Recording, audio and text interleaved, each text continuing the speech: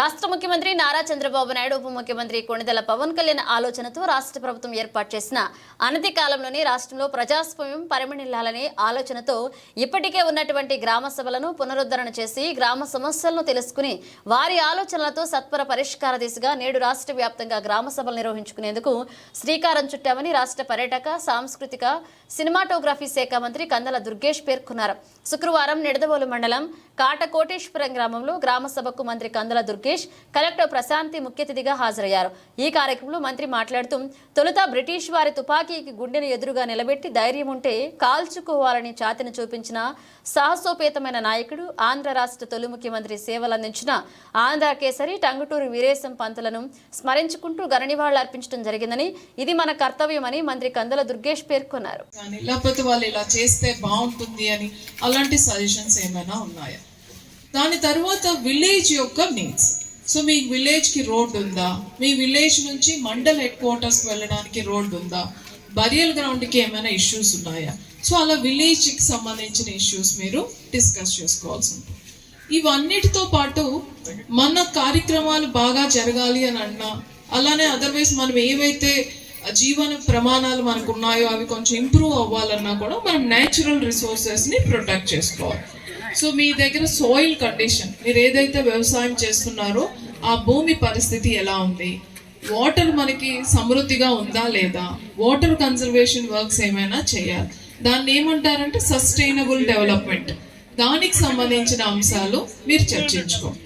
వీటన్నిటిని అనుసంధానం చేస్తూ ఎన్ఆర్ఈజిఎస్ ని అప్పుడు మీరు చర్చించుకోవాలి. సో జాబ్ కార్డ్స్ ఎంతమందికి ఉన్నాయి? అందరికీ కూడా 100 రోజులు పని దినాలు వస్తున్నాయా లేదా? 100 రోజులు పని దినాలు చట్ట ప్రకారం మనకి ఎంటైటిల్మెంట్ అయినప్పుడు 100 రోజులు పని దినాలు ఎందుకు రావటం లేదు? మన గ్రామంలో సరైన పనుల జాబితా షెల్ఫ్ ఉందా లేదా, లేకపోతే షెల్ఫ్ ఐడెంటిఫై చేసుకోవడం. ఒకవేళ తక్కువ పని దినాలు ఉంటే మన గ్రామంలో ఉన్న ఎస్సీ, ఎస్టీ, బీపీఎల్ ఫ్యామిలీస్ కి ఎక్కువ ఇంపార్టెన్స్ ఇచ్చి వాళ్ళకి 100 రోజులు చేసుకోవడం. 100 రోజుల పని అనేది మనకి ఎన్ఆర్ఈజిఎస్ గైడ్ లైన్స్ ప్రకారం చేసుకొని మనం కొన్ని కమ్యూనిటీ ఎసెట్స్ ని మనం క్రియేట్ చేసుకోవడం. బరియల్ గ్రౌండ్ లెవెలింగ్, కొన్ని farm parts, desiltation of the tanks, అలానే మీ ఫీల్డ్ ఛానల్స్ డీసిల్టేషన్, ఈ యాక్టివిటీస్ అన్ని కూడా ఎన్ఆర్ఈజిఎస్ లో చేసుకోవాలి. మనం ఇలా వేజ్ కాంపోనెంట్ ని మన ఉపాధి హామీ పథకంలో చేస్తే మనకి కొంత మెటీరియల్ కాంపోనెంట్ కూడా వస్తుంది. ఆ మెటీరియల్ కాంపోనెంట్ ద్వారా మీ గ్రామానికి కావాల్సిన ఇన్ఫ్రాస్ట్రక్చర్ ఏంటి? రోడ్ కావాలా, ఎస్సీ కాలనీలో రోడ్ కావాలా, లేకపోతే బీసీ కాలనీలో రోడ్ కావాలా, ఊర్లో మెయిన్ ఎంట్రన్స్ లో కావాలా, అదర్వైజ్ లింక్ రోడ్ కావాలా, మీకు ఏదైనా ఒక ఆఫీస్ బిల్డింగ్ అందులో కావాలా, బరియల్ గ్రౌండ్ డెవలప్మెంట్ కావాలా, లేకపోతే మీరు కమ్యూనిటీ హాల్. సో ఇలా మీకు సంబంధించిన ఏవైతే వర్క్స్ ఉన్నాయో ఆ వర్క్స్ మెటీరియల్ కాంపోనెంట్ లో సరిపడేటట్టుగా మీరు చూసుకోవడం. సో అది 5వ అంశం. కోటేశ్వరం గ్రామంలో జరుగుతున్న గ్రామ సభకి ముఖ్య అతిథిగా విచ్చేసిన మన గౌరవనీయులైన మంత్రి గారికి, అలానే వేదికను అలంకరించిన పెద్దలందరికీ కూడా పేరు పేరున నమస్కారాలు. అలానే ఇక్కడికి విచ్చేసిన గ్రామ సభ సభ్యులందరికీ కూడా నమస్కారం. ఈ రోజు మనం రాష్ట్రం అంతా కూడా గ్రామ సభలు ప్రతి గ్రామంలో కూడా కండక్ట్ చేసుకోవడం అనేది జరుగుతుంది. మీ అందరికీ కూడా పంచాయతీరాజ్ వ్యవస్థ గురించి తెలుసు. అది 3 అంచెలుగా పనిచేయడం జరుగుతుంది. ఒక ఫస్ట్ లెవెల్లో గ్రామ పంచాయతీ, 2వ లెవెల్లో మండల్ ప్రజా పరిషత్, 3వ లెవెల్లో జిల్లా పరిషత్.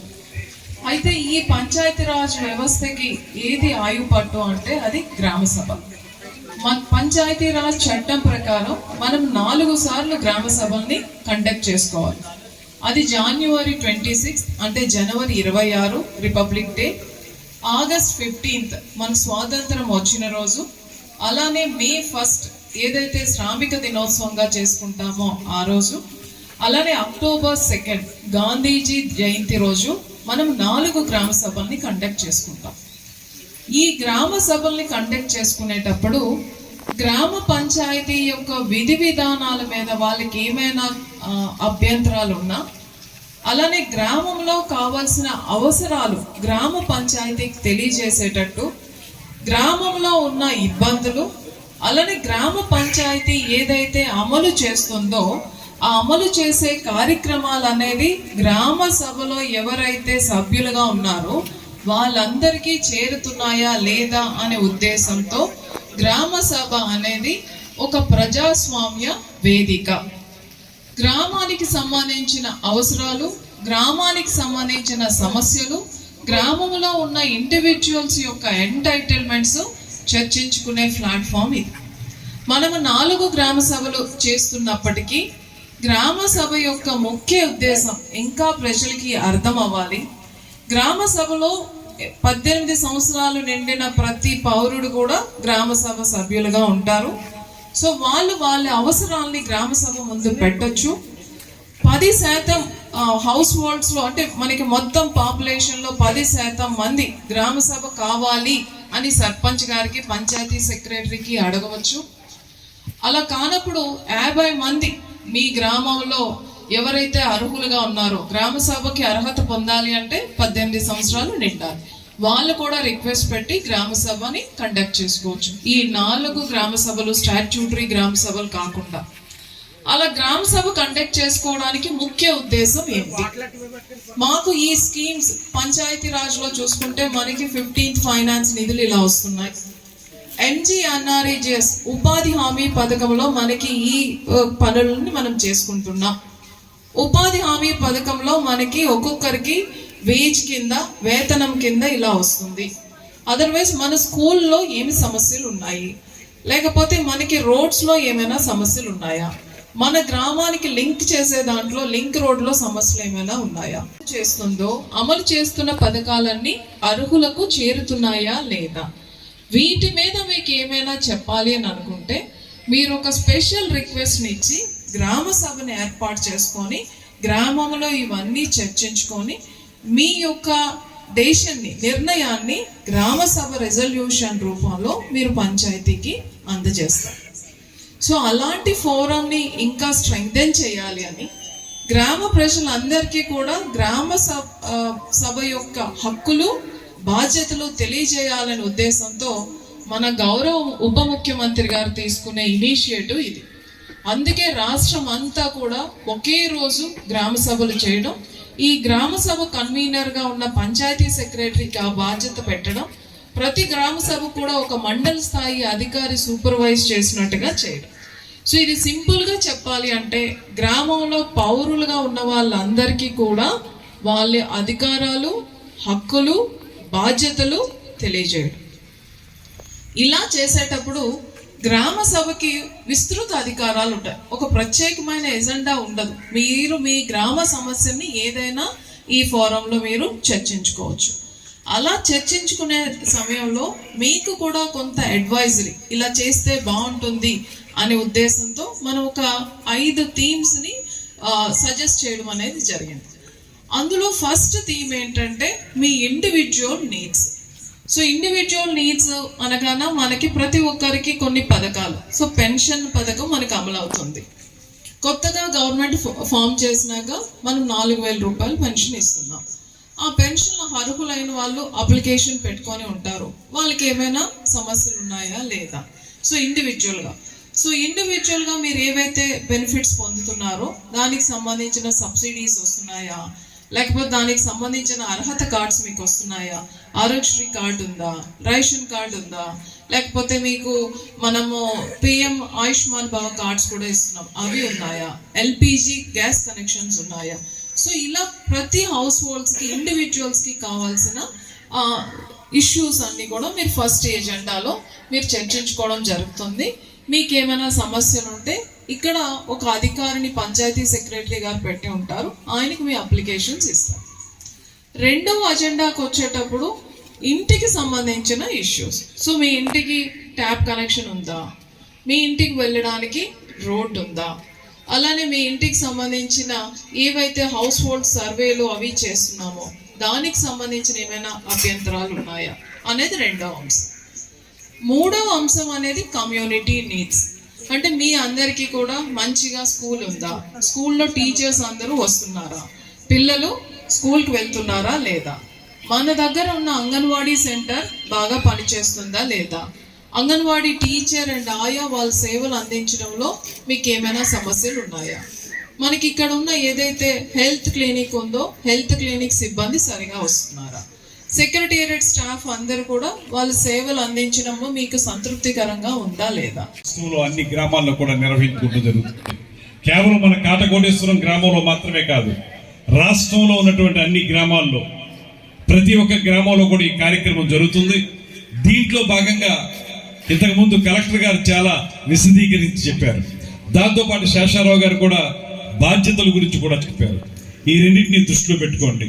ఇప్పటికే మనం పార్టీ అధికారంలోకి వచ్చిన తర్వాత, ఈ ప్రభుత్వం వచ్చిన తర్వాత మనం ఎక్కడైతే అవకాశం ఉంది గ్రామాల అభివృద్ధి చేయడానికి అనేటువంటి చూసి కొన్ని నిధులు మనకి మహాత్మా గాంధీ గ్రామీణ ఉపాధి హామీ పథకం ఏదైతే ఉందో ఎన్ఆర్ఈజీఎస్, ఆ పథకం కింద కొంత నిధుల్ని తీసుకురావచ్చు అనేటువంటి ఆలోచన చేసి పంచాయతీరాజ్ శాఖ మంత్రులు పవన్ కళ్యాణ్ గారితో మాట్లాడి మన నియోజకవర్గానికి రమారమి 11 కోట్ల రూపాయల నిధుల్ని తీసుకొచ్చాను నేను అనేటువంటి మాటను మీకు తెలియజేస్తాను. అందులో చాలా గ్రామాల్లో మనం కార్యక్రమాలు నిర్వహించుకుంటున్నాం.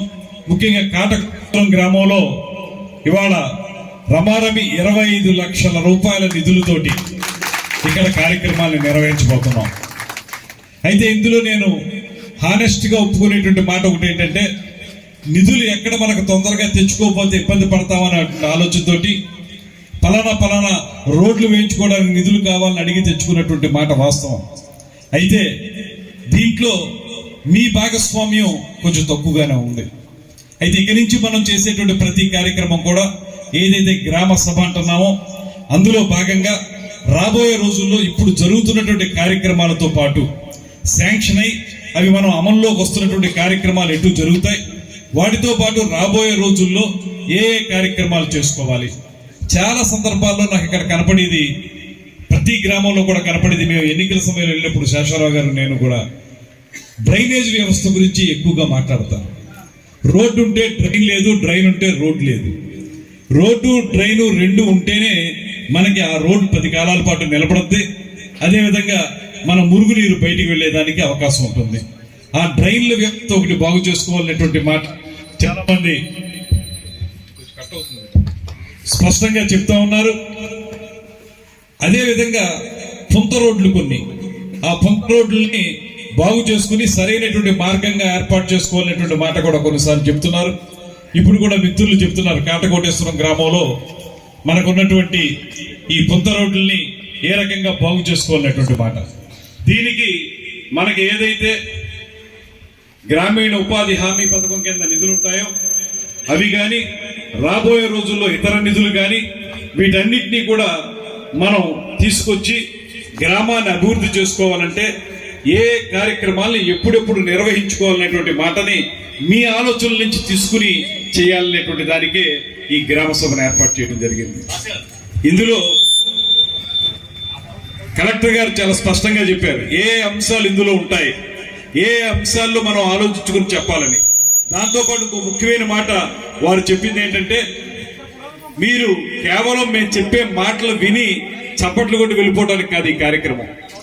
మీరందరిలో ఎక్కువ భాగం ఎవరైతే మాకు ఈ ఫలానా కార్యక్రమం కావాలని మీరు కోరతారో ఆ కార్యక్రమాన్ని మేము చేపట్టాలి. అంతేగాని మేము చెప్పి మేము చేసేయడం కాకుండా మీ నుంచి ఆ అవసరం ఏంటో గుర్తించి మీరు ఆ అవసరాన్ని మాకు కావాలని మీకు చెప్తే దాన్ని మేము చేయాల్సినటువంటి బాధ్యత ఉంది. దాన్ని మీరు అందరూ కూర్చుని రాబోయే రోజుల్లో ఏ కార్యక్రమాలు చేసుకోవాలనుకుంటున్నారో ఒక విజ్ఞాపన పత్రం ద్వారా తయారు చేసుకుని దాన్ని మాకు అందిస్తే మేము నిర్ణయించి ఎక్కడెక్కడ నిధులు సేకరించగలమో చూసుకుని కలెక్టర్ గారితో కూడా మాట్లాడి, పై అధికారులతో మాట్లాడి, మన మంత్రులతో ఇతర మంత్రులతో కూడా మాట్లాడి వాటిని సాధించి పెట్టడానికి కృషి చేయడానికి తొలి అడుగు ఈ గ్రామ సభ అనేటువంటి మాటని